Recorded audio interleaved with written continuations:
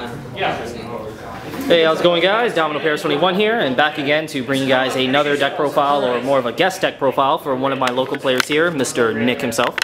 Hey. So what deck do you have to present to us today? We've got Minerva. Minerva, the goddess of Regalia.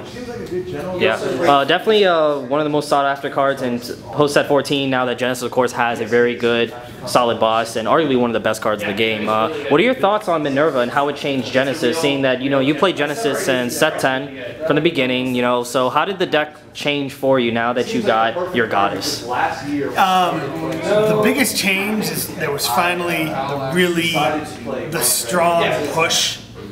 Like before with the other boss cards, like you could, like Fortuna, you could sort of, if you got lucky, you could kind of sack your opponent or increase it. Yeah, you could sack your opponent, but even then you could blow through 12 soul and get nothing out of it. Artemis allows you to draw. Artemis allows you to draw. It would kind of let you wipe field, but it's still, especially against with the stronger bosses that were coming out with like Joker, Tetra Drive, all the restanding, like it just didn't have that killer finishing move. And hey, everyone gets a restanding Vanguard. Why not Genesis? There we go. So yeah, without further ado, let's actually get started. So let me adjust this for you. Go ahead, man. Alrighty. So first, your starter. Amano Hoakari. She's by far the best starter right now. What does she do? Every time she boosts to grade 3, you can soul charge one.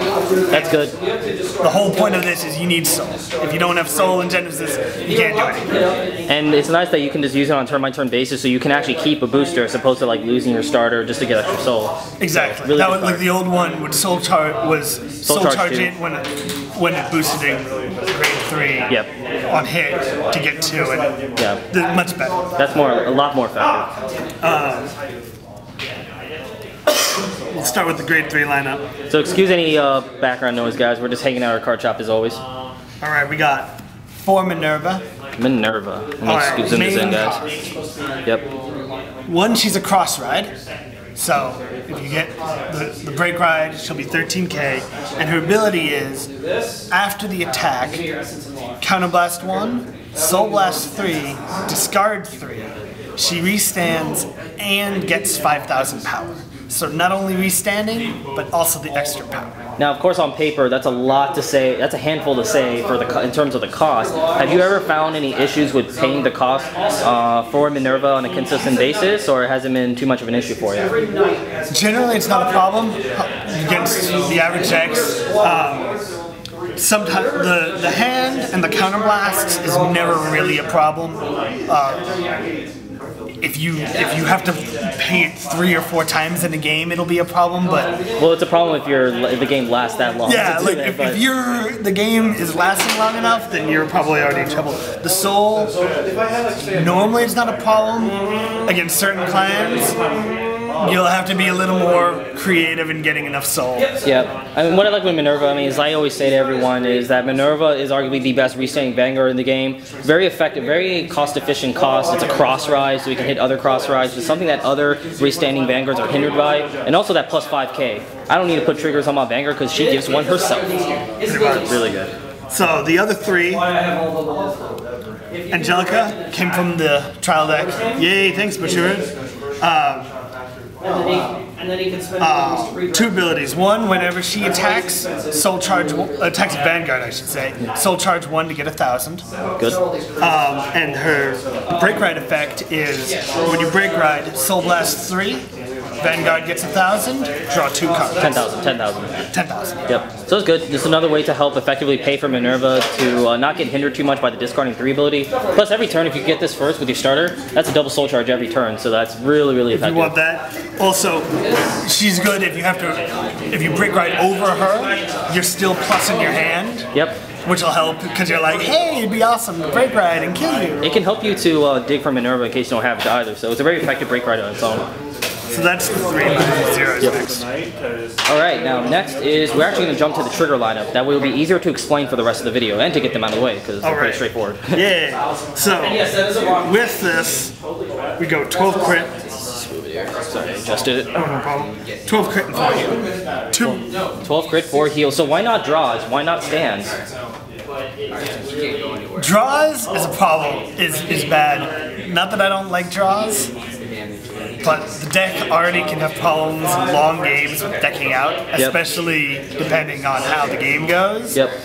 So it really sucks to lose only because you deck out. Yeah. Stands, I never found the stands to be that effective,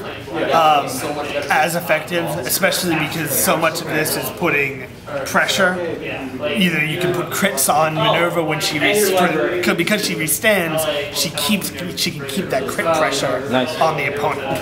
And plus it kind of helps to accelerate the game for you, so you can close out games faster. And plus, the fact is that just how effective Minerva is at restanding Vanguard, a lot of times, even if your opponent's at 4 damage, they would have to normally just no guard sometimes.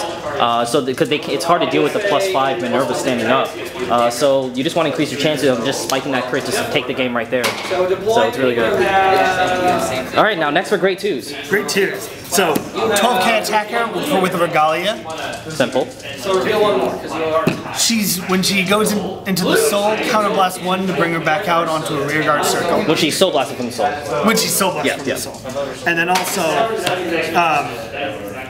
her Grappa's ability is when she is soul blasted from the soul charge 2. So it keeps your soul if you can get her.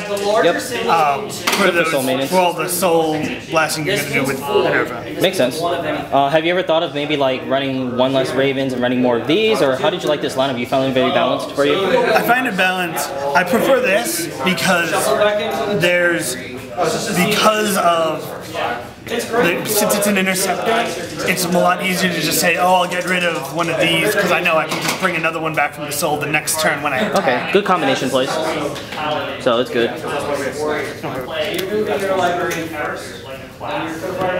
And then, last but not least, the grade 1s. The grade 1s, alright.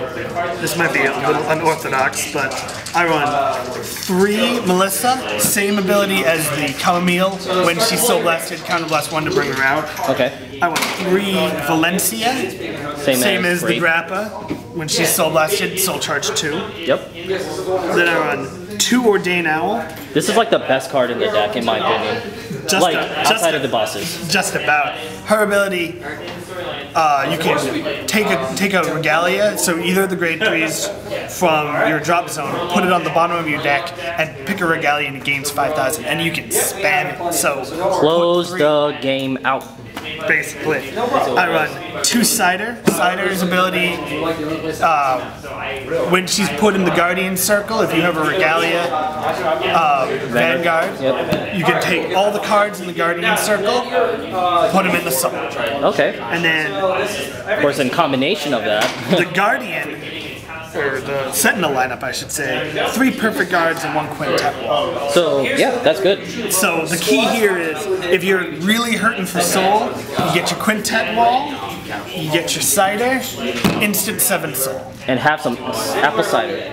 Basically. So, I mean, I personally, I remember when I was kind of experimenting with the deck myself, I personally never played these because I didn't necessarily find the point of it, but I know some people do like it. I mean, what is your really idea, now that you tested, what is really your idea with this combination? Have you ever found the need to do it, to use it often, or has it felt more of a luxury for you? It is a luxury. It can be very, what's nice about this is it's just a couple card combo that's really good when your starter gets killed.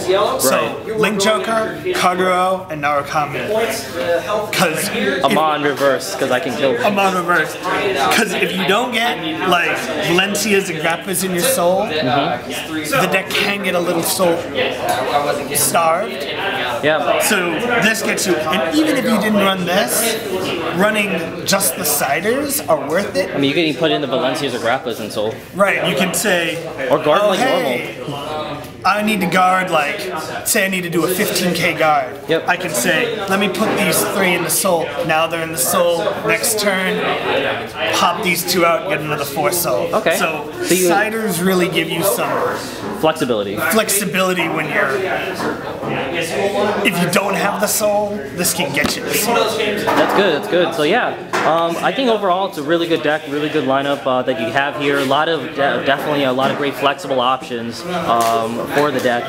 Definitely you've been finding a lot of success with the deck recently, especially in our locals, so I thought that's why to display this for you guys. But as always guys, thank you guys to Nick for showing this deck. Any final thoughts before we head out? It's a really good deck. I've had a lot of fun with it. Way better than it was before.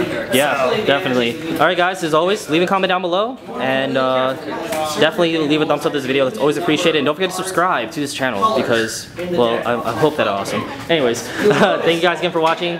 See you later.